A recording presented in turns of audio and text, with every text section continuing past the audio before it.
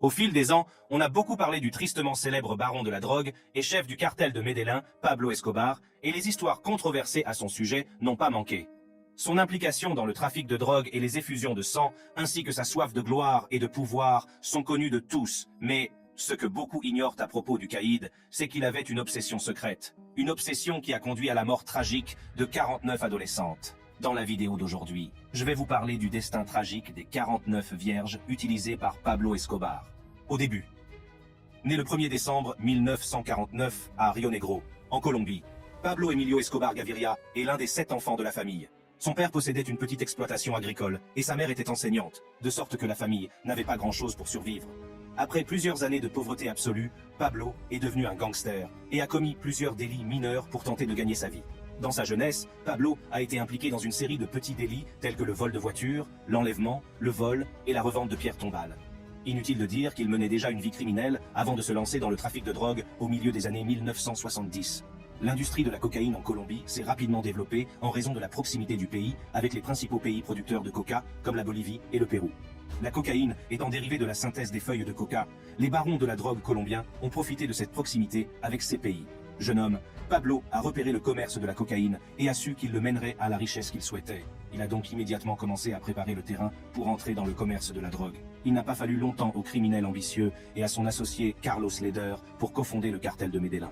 Le cartel s'occupait principalement de la production, du transport et de la distribution de cocaïne dans toute la Colombie, avant d'étendre ses activités à d'autres pays. C'est à cette époque que Pablo rencontre l'amour de sa vie, Maria Victoria Henao, aujourd'hui connue sous le nom de Maria Isabel Santos Caballero. Le couple se marie peu de temps après, et, jusqu'à la fin de sa vie, Pablo considère Maria comme sa femme et la mère de ses enfants. Mais il a une grande affinité avec les femmes, et est connu pour avoir de nombreuses maîtresses.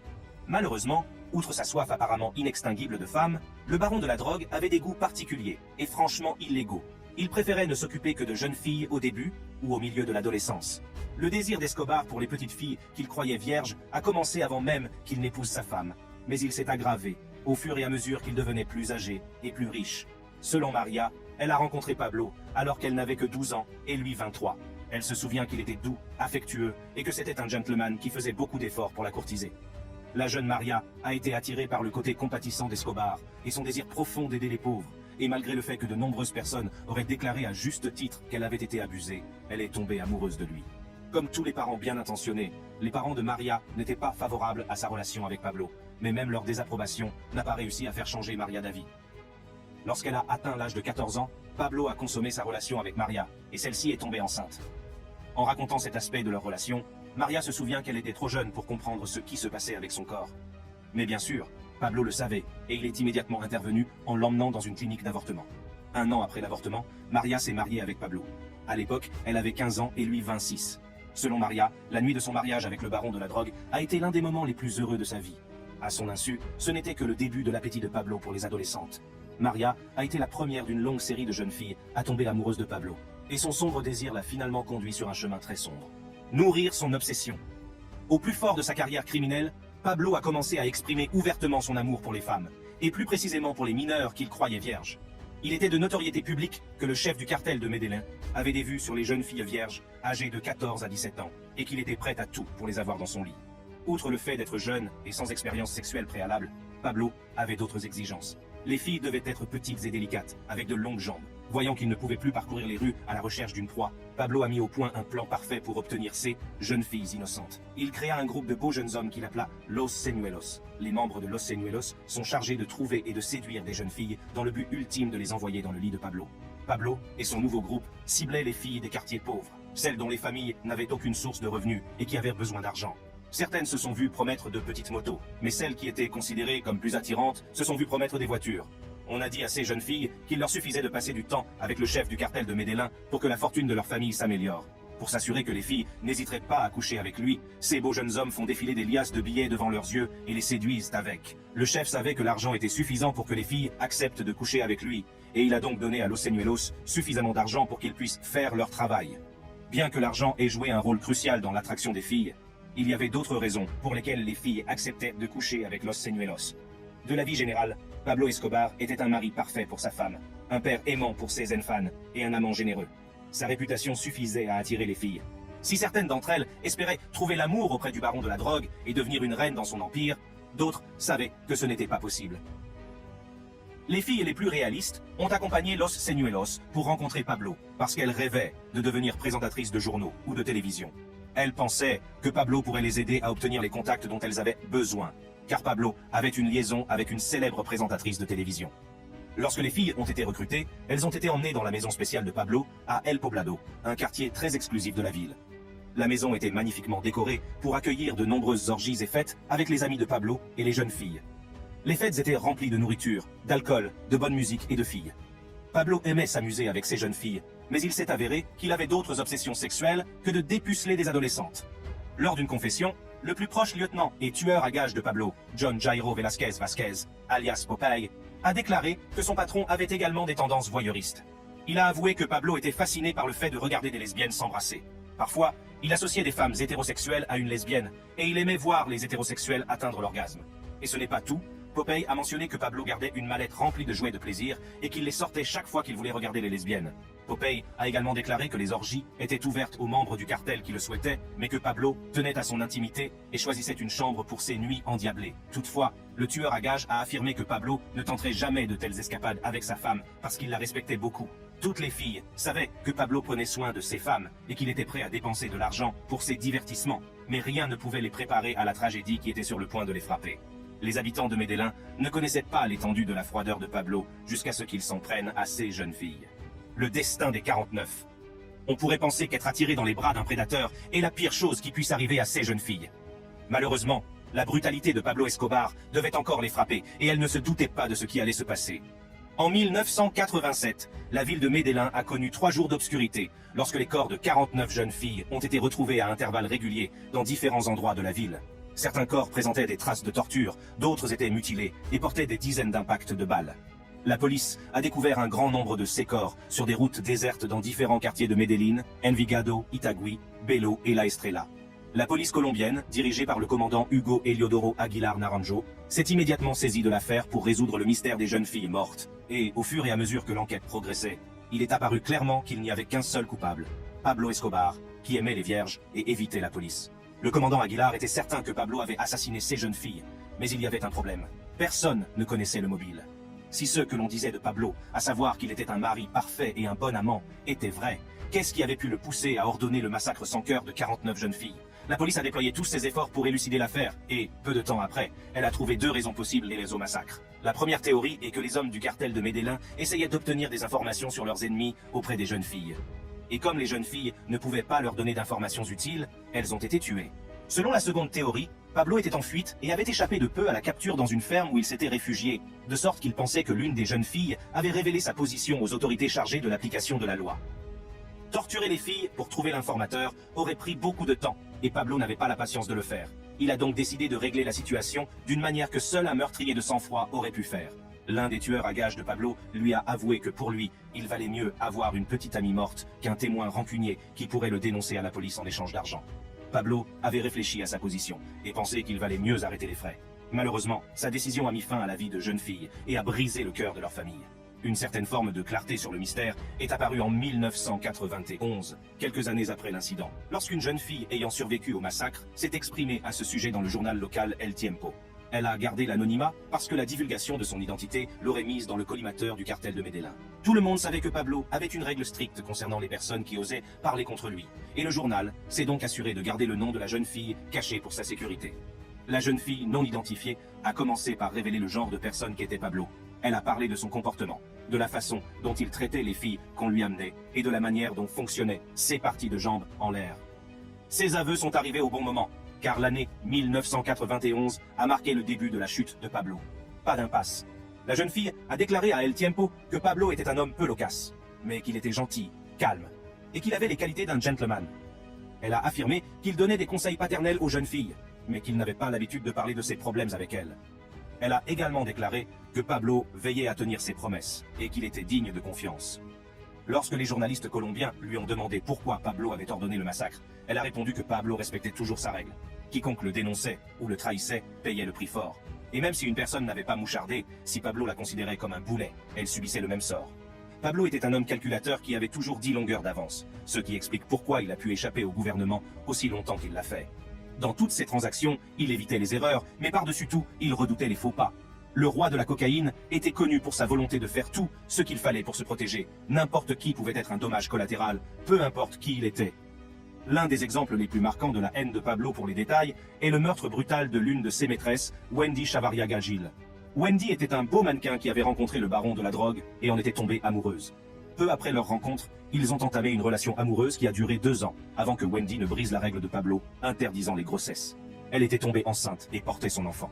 Tout le monde savait que Pablo tenait sa femme en haute estime, et certains pensent même que c'est par respect pour elle qu'il s'est strictement opposé à avoir des enfants avec ses autres partenaires. Quelle que soit sa motivation, une chose est sûre. Pablo prenait au sérieux sa règle de non-grossesse. Lorsqu'elle a découvert qu'elle était enceinte, Wendy a commencé à s'éloigner de Pablo parce qu'elle savait qu'il ne prendrait pas bien la nouvelle. Malheureusement pour elle, Pablo a découvert sa grossesse alors qu'elle était déjà enceinte de 5 mois. Comme on pouvait s'y attendre, le baron de la drogue n'a pas apprécié la nouvelle et a réagi de la seule manière qu'ils connaissent, la violence. Wendy avait déjà prévu de s'enfuir aux États-Unis, mais Pablo et ses hommes l'ont stoppé dans son élan. La mannequin enceinte savait que ses actes auraient des conséquences si elle se faisait prendre, mais rien n'aurait pu la préparer à ce que Pablo avait prévu. Pablo a envoyé ses hommes avec pour instruction de capturer Wendy, de l'endormir et de procéder à un avortement sans sa permission. Lorsque Wendy s'est réveillée après l'attaque, elle était dans une mare de sang et son bébé avait été arraché de force par un médecin vétérinaire. Dans son état de dévastation, Wendy a tenté de s'échapper en sautant par la fenêtre, mais elle a été arrêtée par les hommes de Pablo. Contrairement à beaucoup de gens qui s'enfuient à l'autre bout du monde après une expérience aussi tragique, Wendy a décidé de rester et de se venger de Pablo. Il ne lui a pas fallu longtemps pour mettre au point le plan parfait pour sa vengeance. Et son plan impliquait l'un des plus proches lieutenants de Pablo, John Jairo Velasquez, alias Popeye. En tant que beau mannequin, Wendy a usé de son charme pour que Popeye tombe amoureux d'elle. Elle espérait pouvoir l'utiliser pour obtenir des informations sur les allées et venues de Pablo et les transmettre à la police. Le plan aurait été parfait. Mais aveuglée par sa douleur, Wendy n'a pas pris en compte le fait que Pablo était un criminel dont l'esprit fonctionnait 2 fois plus vite que le sien. Elle a donc entamé une relation avec Popeye, qui est véritablement tombé amoureux d'elle. Pablo a eu vent de la relation naissante entre les deux, mais, étonnamment, il n'y a pas vu d'inconvénient et a donné à Popeye la permission de sortir avec Wendy. Cependant, Pablo s'est assuré de mettre en garde Popeye à son sujet. Il savait qu'il y avait quelque chose de louche et il a dit à Popeye d'être très prudent en déclarant qu'elle pourrait bien en avoir après son argent. Malgré l'avertissement de Pablo, les amoureux ont vécu plusieurs mois de bonheur. Mais tout s'est effondré lorsque les soupçons de Pablo l'ont amené à mettre secrètement le téléphone de Wendy sur écoute. Il découvre alors que Wendy travaille avec un groupe de policiers d'élite créé spécialement pour le faire tomber. Elle avait fait tout ce qu'elle pouvait pour obtenir sa position afin de transmettre l'information aux autorités. Dès que Pablo a confirmé ses soupçons, il a appelé Popeye et lui a ordonné de tuer son amant. Popeye admettra plus tard qu'il était tellement amoureux de Wendy qu'il ne pouvait pas la tuer lui-même. Mais il était loyal envers Pablo et savait qu'il n'avait pas d'autre choix. Il a donc engagé 5 autres assassins pour la tuer. Popeye a appelé sa petite amie, une dernière fois, et lui a demandé de le rejoindre dans un restaurant de la ville. Wendy, qui ne savait pas qu'elle allait tomber dans un piège mortel, a accepté de le rencontrer. Lorsqu'elle arrive au restaurant, les tueurs à gages ouvrent le feu sur elle et mettent fin à ses jours. En tuant 49 filles, un enfant à naître et l'une de ses amantes, Pablo a prouvé qu'il était suffisamment froid pour abattre tous ceux qui l'aideraient à parvenir à ses fins. Le début d'une fin. Au cours de l'entretien qu'elle a accordé aux journalistes colombiens, la survivante s'est ouverte sur certains des incidents qui ont pu conduire au massacre brutal. Elle a déclaré que certaines filles s'étaient mises en danger en écoutant des conversations qu'elles n'auraient pas dû entendre, et qu'elles avaient aggravé la situation en racontant tout ce qu'elles avaient entendu à tous ceux qui voulaient bien les écouter. Elle savait que pour rester en vie auprès de Pablo, elle devait garder la bouche fermée, mais la plupart des filles n'ont pas pu le faire, et c'est là leur plus grande erreur.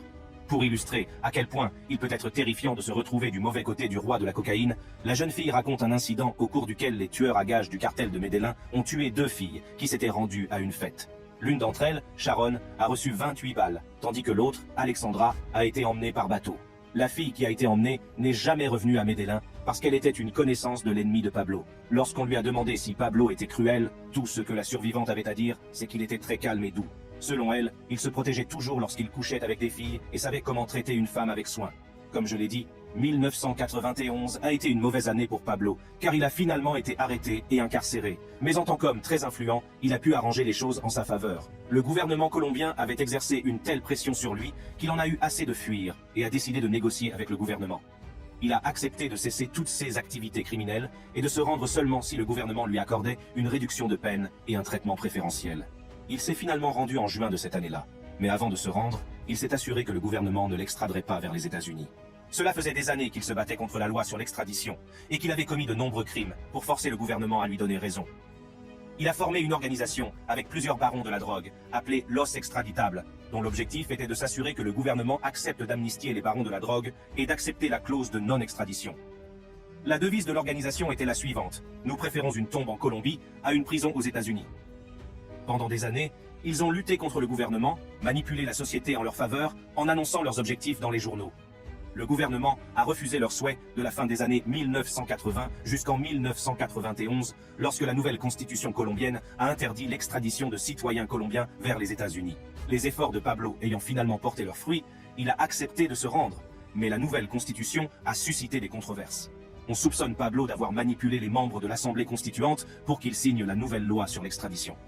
Quoi qu'il en soit, le gouvernement était soulagé que le caïd soit enfin en détention, et, pour respecter sa part de l'accord, il a autorisé Pablo à construire une prison luxueuse pour lui-même. La prison s'appelait La Cathédrale et n'avait rien à voir avec les prisons habituelles, car Pablo l'avait construite en fonction de son style de vie de baron de la drogue. La mort du seigneur de la drogue. Bien qu'il soit derrière les barreaux ne suffisent pas à restreindre Pablo. Il a fait installer un télescope géant à la cathédrale, il aimait jeter un coup d'œil sur la ville, et surtout sur sa fille chaque fois qu'il était au téléphone avec sa famille. Le télescope n'était qu'une infime partie du luxe dont Pablo jouissait en prison. Il avait également un terrain de football, une maison de poupées géante, un bar, un jacuzzi, une cascade et une boîte de nuit à la cathédrale. Bien qu'incarcéré, Pablo était toujours à la tête du cartel de Medellín et poursuivait ses activités criminelles depuis la prison. Contrôler le cartel était facile car il avait accès au téléphone, aux ordinateurs et aux télécopieurs. Pire encore, tous les gardiens de la prison avaient été choisis par Pablo et étaient ses employés. Cependant, le gouvernement n'a pas tardé à changer d'avis sur le traitement préférentiel accordé à Pablo, car ce dernier a utilisé la prison comme lieu de torture et y a assassiné 2 membres du cartel. En juillet 1992, l'un des nombreux espions de Pablo lui a appris que le gouvernement avait l'intention de le transférer dans une prison ordinaire. Avant que le gouvernement ne puisse venir le chercher, Pablo a planifié une évasion de la prison et l'a exécuté au nez et à la barbe du gouvernement. Pablo a toujours su qu'un jour viendrait où il devrait s'évader de la prison, et il a donc organisé la sortie parfaite dès le début. Il a pu sortir de la cathédrale en empruntant un tunnel d'évasion secret construit à l'époque où la prison était encore en chantier. Le tunnel était caché à la vue de tous car il était relié à un mur construit avec du béton fragile. Tout ce que Pablo avait à faire était de défoncer le mur et il était libre. Le gouvernement a rapidement annoncé son évasion et a lancé une chasse à l'homme à l'échelle nationale pour retrouver le baron de la drogue. Le gouvernement a mis tout en œuvre pour s'assurer qu'il soit retrouvé et a accepté l'aide de la Drug Enforcement Administration des États-Unis. Pablo a passé les 16 mois suivants de sa vie à regarder par-dessus son épaule, car tous les représentants des forces de l'ordre étaient à sa recherche. Pour intensifier les recherches, la police nationale colombienne a déployé une équipe spéciale appelée The Search Block, dont le seul objectif était de retrouver Pablo Escobar, mort ou vif. Pablo Escobar a fait tout ce qu'il a pu pour rester caché de la loi, mais il n'y avait pas de limite à ce qu'il pouvait faire. Différentes mesures ont été mises en place pour l'attraper, et ce n'était qu'une question de temps avant qu'il ne s'échappe. Pablo a fêté son 44e anniversaire le 1er décembre 1993, et le 2 décembre, il a trouvé la mort. Cette nuit-là, l'équipe colombienne de surveillance électronique a intercepté un appel téléphonique qui a éveillé ses soupçons. Elle a ensuite confirmé que l'appel avait été passé par Pablo à son fils, Juan Pablo. Grâce à la technologie de triangulation radio, l'équipe a pu localiser le téléphone de Pablo jusqu'à sa cachette de Los Olivos, à Medellín. Le bloc de recherche s'est rendu sur place aussi rapidement que possible. Pablo a été pris au dépourvu, et il lui était impossible de s'éclipser comme il le faisait habituellement. Il était accompagné de son garde du corps, Álvaro de Jesús Agudelo, également connu sous le nom de El Limón, lorsque les fonctionnaires sont arrivés. Ils ont tenté de s'enfuir en grimpant sur le toit de l'immeuble, mais la police a ouvert le feu sur eux. Pablo a reçu plusieurs balles dans la jambe et la poitrine, ainsi qu'une balle dans l'oreille droite, et c'est ainsi qu'a pris fin son règne de terreur à Medellín. La mort de Pablo Escobar a été célébrée avec joie par les membres du bloc de recherche, car ils avaient enfin débarrassé la Colombie de son criminel le plus recherché. Pablo Escobar, le criminel bien-aimé. On aurait pu s'attendre à ce que les habitants de Medellín soient heureux et soulagés d'apprendre le décès de Pablo Escobar, un criminel notoire qui avait terrorisé la ville et orchestré plusieurs attaques violentes, mais ce ne fut pas le cas. Le caïd a été enterré le 3 décembre 1993, le lendemain de son assassinat, et des milliers de personnes ont assisté aux funérailles pour lui rendre un dernier hommage. Les rues de Medellín étaient bondées de plus de 25 000 personnes en deuil qui considéraient Pablo comme un héros. De nombreuses personnes portaient le visage de Pablo sur leur t-shirt, tandis que d'autres arboraient des panneaux annonçant qu'il était aimé par la population. Alors que le cercueil quittait le funérarium pour se rendre au cimetière, les gens dans les rues ont commencé à se battre pour atteindre le cercueil. La lutte pour toucher le cercueil était si intense que les policiers colombiens présents n'ont pas pu faire grand-chose pour contrôler les gens.